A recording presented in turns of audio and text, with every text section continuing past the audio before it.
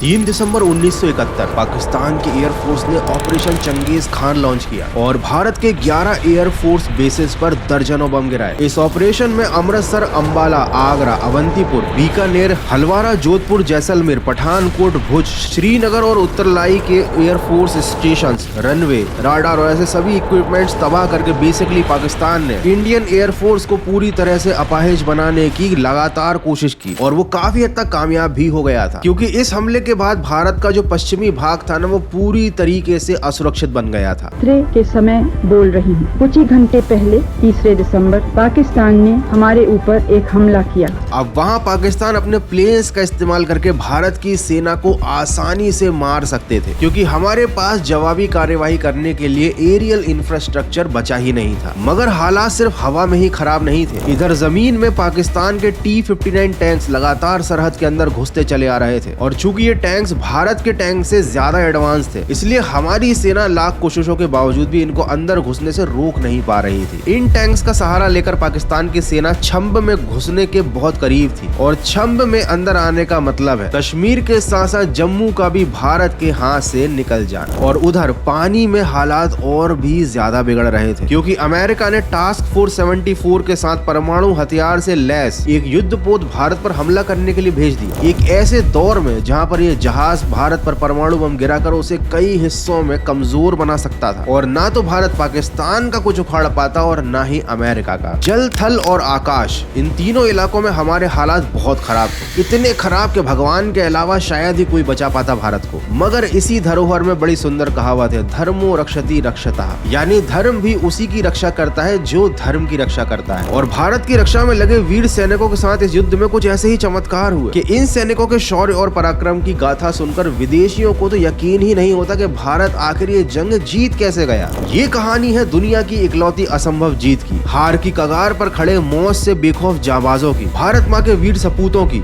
जो 1971 की जंग में अपने पराक्रम के बल पर 93,000 सैनिकों और अमेरिका जैसे ताकतवर देश को घुटने पर ले आए। तो आखिर ये कैसे हुआ, यही जानेंगे हम आज के वीडियो में। और साथ ही साथ आज आप भारत के सैनिकों के बारे में, उनके द्वारा लड़ी गई जंगों के बारे में ऐसी बातें जानने वाले हो जिन्हें जानने के बाद आपका सीना फक्र से चौड़ा हो जाएगा। तो जानते हैं कि आखिर क्या हुआ था 1971 में। लेकिन आगे बढ़ने से पहले कमेंट में जय हिंद लिखना मत भूलना। 47 में भारत और पाकिस्तान का बंटवारा तो हुआ और उससे पैदा हो गई एक बहुत बड़ी समस्या। भारत के पूर्वी और पश्चिमी छोर दोनों पर पाकिस्तान मौजूद था। अब दो पाकिस्तानों के बीच फंसे होने का मतलब समझते हो कि अगर कभी भी जंग के हालात पैदा हुए तो हमें सैंडविच की तरह दोनों साइड लड़ना पड़ेगा और ऐसी सिचुएशन में बहुत डिसएडवांटेजेस होते हैं और जंग जीतना लगभग नामुमकिन सा हो जाता है। और यही कारण था कि भारत खुद भी कई सालों तक इस लगातार कोशिश में लगा रहा कि पूर्वी पाकिस्तान को आजादी मिल जाए और उन्हें यह मौका मिला पूर्वी पाकिस्तानी में मौजूद बंगालियों के थ्रू। साल 1970 में पूर्वी पाकिस्तान में पहली बार चुनाव हुआ। उस चुनाव में जीत हासिल करी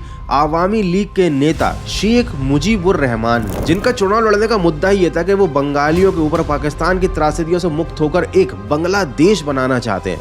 এবারের সংগ্রাম আমার মুক্তির সংগ্রাম, এবারের সংগ্রাম স্বাধীনতার সংগ্রাম।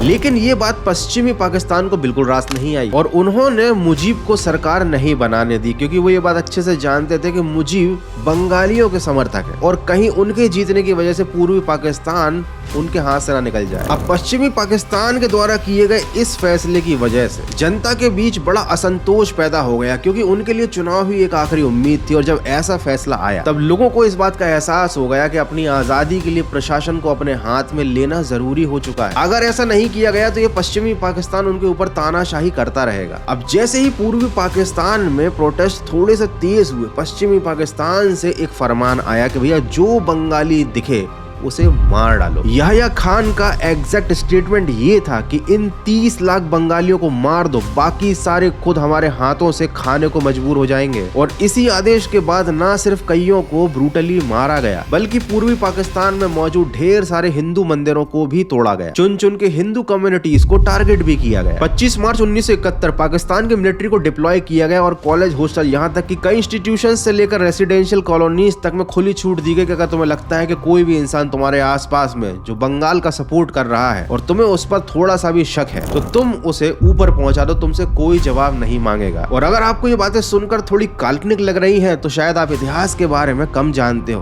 गूगल पर एक बार सर्च करना ऑपरेशन सर्चलाइट। पाकिस्तान ने ये जो नरसंहार किया था ना, इसका नाम था ऑपरेशन सर्चलाइट। केवल एक हफ्तों में लोगों के साथ इतनी प्रताड़नाएं की गई, औरतों के साथ इतने दुष्कर्म किए गए कि मौत का आंकड़ा 30 लाख से पार हो गया। ये घटना बड़ी दुखद थी, लेकिन भारत को यहाँ पर एक अपॉर्चुनिटी दिख गई। इस जनसंहार के बाद करीब 1 करोड़ प्लस बंगाली भारत में शरणार्थी बनकर आए और भारत के नेताओं को अच्छे से मालूम था कि ये इतना बड़ा जो शरणार्थियों का जत्था है ना, ऐसे भारत नहीं संभाल सकता, क्योंकि उस समय भारत की आर्थिक स्थिति भी कोई इतनी ज्यादा मजबूत नहीं थी। इसीलिए उन्होंने करीब 83,000 लोगों को ट्रेन किया। मुक्ति वाहिनी जैसी कई फोर्सेस छुपे हुए बंगालियों को लेकर ही बनाई और फिर उन्हें एम्यूनिटीज और संसाधन देकर पूर्वी पाकिस्तान में पाकिस्तानी फोर्सेस को कमजोर करने के लिए भेज दिया गया। अब ये करने के 2 फायदे हुए। पहली बात तो भारत को खुद फ्रंट लाइन पर नहीं जाना पड़ा। दूसरा, भारत की सबसे बड़ी समस्या मतलब पूरी पाकिस्तान का जो समाधान था वो खुद उन्हीं के देश के लोग कर रहे थे। लेकिन दोनों पक्ष मतलब भारत और पश्चिमी पाकिस्तान इस बात से अच्छी तरह वाकिफ थे कि जंग तो किसी भी हालात में होनी ही है। लेकिन सवाल था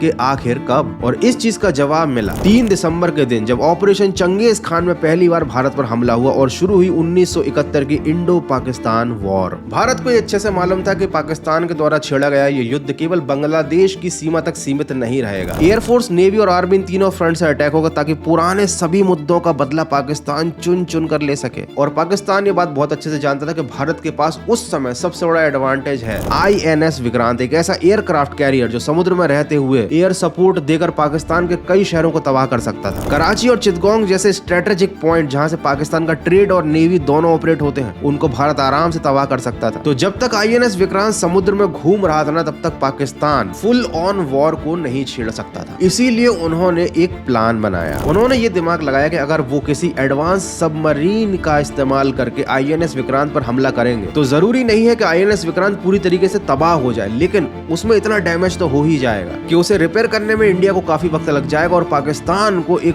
बहुत अच्छा टाइम गैप मिल जाएगा। तो पाकिस्तान ने अपने जासूसों का इस्तेमाल करके INS विक्रांत के कोऑर्डिनेट्स निकलवाए, उसे तबाह करने के लिए रवाना कर दिया advance under water submarine PNS गाजी को। इसका नाम बस गाजी था, ये पाकिस्तान में नहीं बनी थी, ये अमेरिकन सबमरीन थी। ये सबमरीन ओरिजिनली अमेरिका की USS डियाब्लो थी, जिसे अमेरिका ने पाकिस्तान को लीज पर दिया था। इनफैक्ट अगर आप हिस्ट्री उठाएंगे तो आपको पता चलेगा पाकिस्तान का जितना भी डिफेंसिव टेक होता है ना, वो सब अमेरिका का रिटायर्ड माल रहता है। 20 नवंबर को बंगाल की खाड़ी से रवाना होकर गाजी 23 नवंबर को मद्रास के पास पहुंची, जहां उसकी इंफॉर्मेशन के हिसाब से INS विक्रांत को होना चाहिए था। लेकिन यहीं पर तो था असली ट्विस्ट। भारत को पाकिस्तान की चाल के बारे में पता था और इसलिए उन्होंने गलत कोऑर्डिनेशन भिजवाए थे। मतलब पाकिस्तान को INS विक्रांत की जो लोकेशन पता थी वो गलत थी। जब गाजी मद्रास पहुंचकर विक्रांत को नहीं देख पाई तो उस सबमरीन का जो कैप्टन था ना, वो काफी डेस्परेट हो गया। उसने विशाखापट्टनम के पास ढेर सारी माइंस बिछा दी कि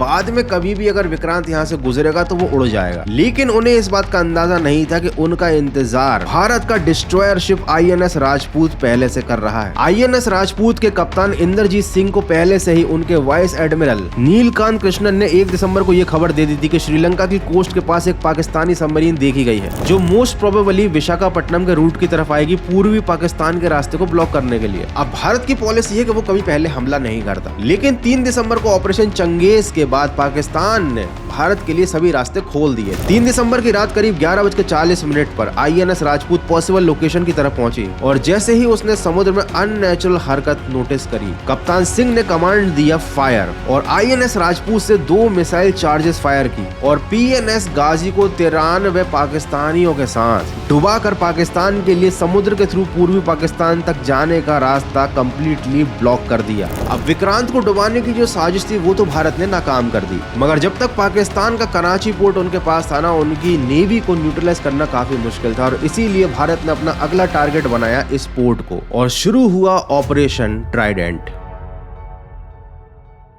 भारत के पास मिसाइल बोट्स तो थी, लेकिन एक बड़ी समस्या थी, वो शॉर्ट रेंज मिसाइल फायर करती थी। इसका मतलब अगर उन्हें पोर्ट को उड़ाना है तो उसके काफी पास जाना पड़ेगा, पाकिस्तान वाटर बाउंड्री के अंदर। लेकिन भारत के सैनिकों के हौसले बुलंद थे और वो किसी से डरते नहीं थे। और 4 दिसंबर की रात सूरज ढलने के बाद जब पूरी सर्विलांस केवल राडार के भरोसे चल रही थी, तब समुद्र में घूम रहे टैंकर की ढाल लेकर भारत की 3 मिसाइल बोट्स INS निपात, निग्रत और वीर ने पाकिस्तान की बाउंड्री को इनफिल्ट्रेट किया। रात 10:40 पर उन्होंने पाकिस्तान की डिस्ट्रॉयर शिप PNS खैबर को स्पॉट किया और उसकी तरफ 2 मिसाइलें छोड़ दी। जब मिसाइल्स खैबर पर लगी तो उनके क्रू को लगा कि शायद एयर अटैक हुआ है, क्योंकि किसी ने उम्मीद ही नहीं की थी कि कोई पानी के जरिए रास्ते से आकर उन पर हमला कर सकता है। उसके बाद उन्होंने सारे एयर डिफेंस खोल दिए, लेकिन उन्हें पता ही नहीं था कि हमला हो कहां से रहा है। और जब तक वो समझ पाते बड़ी देर हो चुकी थी। उनका डिस्ट्रॉयर शिप पानी में डूब चुका था और उसके बाद 3 मिसाइल बोट्स ने PNS शाहजहां और PNS मुहाफिज के साथ साथ गोला बारूद लेकर जा रही मर्चेंट व्हीकल वीनस चैलेंजर को भी उड़ा दिया। और पाकिस्तान को कुछ समझने से पहले ही ये सब बिना एक खरोंच के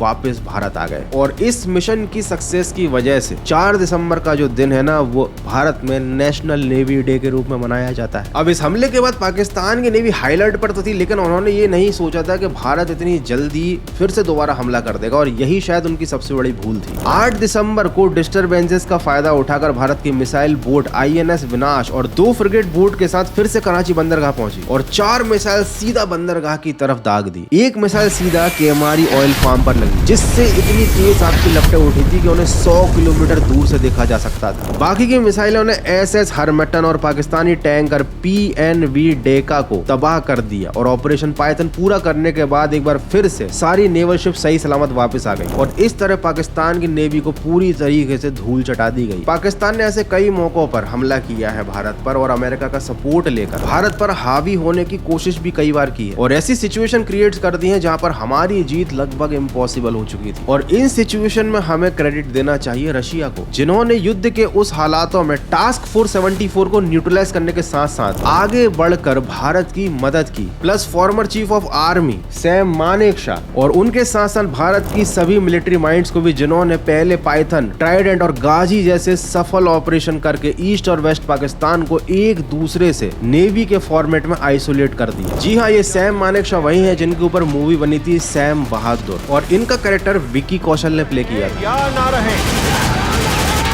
हमारी इस वर्दी का गौरव हमेशा रहेगा। अब ऑपरेशन चंगेज खान का जवाब देने के बाद इंडियन एयरफोर्स ने अपने बाकी एयरबेसेस से उड़ान भरने के बाद पाकिस्तान की सरहद में घुसकर मुरीद, मियानवाली, सरगोदा, चंदर जैसे कई पाकिस्तानी एयरबेसेस को उड़ाकर उनके एयरफोर्स इंफ्रास्ट्रक्चर को इतना ध्वस्त कर दिया कि वो ईस्ट पाकिस्तान के कॉन्फ्लिक्ट में इंटरफेयर ही ना कर सके। तो भारत की आर्म्ड फोर्सेज ने वेस्ट पाकिस्तान से भारत में घुसने वाले बड़े से बड़े दुश्मन और उसकी टेक्नोलॉजी को रोक दिया, बल्कि ईस्ट पाकिस्तान में ऐसा हमला किया कि उसकी सरहद को बचाने वाले पाकिस्तानी भी खुद ही पीछे हट गए। ईस्ट पाकिस्तान में फंसे हुए सैनिक लगातार इस बात की उम्मीद कर रहे थे कि पश्चिमी पाकिस्तान से उनके लिए कोई मदद आएगी, लेकिन पश्चिमी पाकिस्तान को तो भारत ने पूरी तरह से आइसोलेट कर दिया था। वो चाहकर भी कोई मदद नहीं भेज पा रहा था। 12 से 16 दिसंबर के बीच इंडियन आर्मी ने ईस्ट पाकिस्तान की राजधानी ढाका को चारों तरफ से घेर लिया और ईस्ट पाकिस्तान की कमान संभालने वाले लेफ्टिनेंट जनरल आमिर अब्दुल्ला खान नियाजी ने 16 दिसंबर 1971 के दिन 93,000 पाकिस्तानी सैनिकों के साथ सरेंडर कर दिया और ईस्ट पाकिस्तान आजाद होकर बना बांग्लादेश। द्वितीय विश्व युद्ध के बाद ये दुनिया का सबसे बड़ा सरेंडर था, जहां पर इतनी बड़ी सेना ने अपने हथियार डाले हो, और ये सब अगर किसी और देश में हो रहा होता ना तो शायद मुमकिन नहीं होता। और भारत के वीर जवानों की इसी जांबाजी की वजह से आज तक पाकिस्तान कभी भी भारत पर फुल फ्रंट वॉर करने की हिम्मत नहीं करता। वो हमेशा चोरी छुपे हमले करवाता रहता है और यहाँ की जनता का ब्रेन वॉश करके इंटरनल कॉन्फ्लिक्ट क्रिएट करने की हमेशा कोशिश करता रहता है। और यकीन मानिए 1971 के बारे में मैंने आपको जो भी बताया ना, वो बहुत शॉर्ट में बताया है। ये हमारे इतिहास की ऐसी घटनाएं हैं जो हमें गौरव से भर देती है। और यकीन मानिए अगर मैं आपको 1971 के किस्से सुनाने बैठ जाऊं ना तो कब घंटों निकल जाएंगे आपको पता भी नहीं चलेगा। तो दोस्तों, इसीलिए हमको अपने देश की सेना का और सैनिकों का हमेशा सम्मान करना चाहिए, क्योंकि आज उन्हीं की वजह से हम इतनी पीसफुल कंट्री में आराम से रह रहे हैं। So that's it for today. I hope कि आपको आज के ये वीडियो अच्छा लगा होगा। अगर ऐसा है तो वीडियो को लाइक कर देना और हाँ, कमेंट में भारत माता की जय लिखे बिना मत जाना।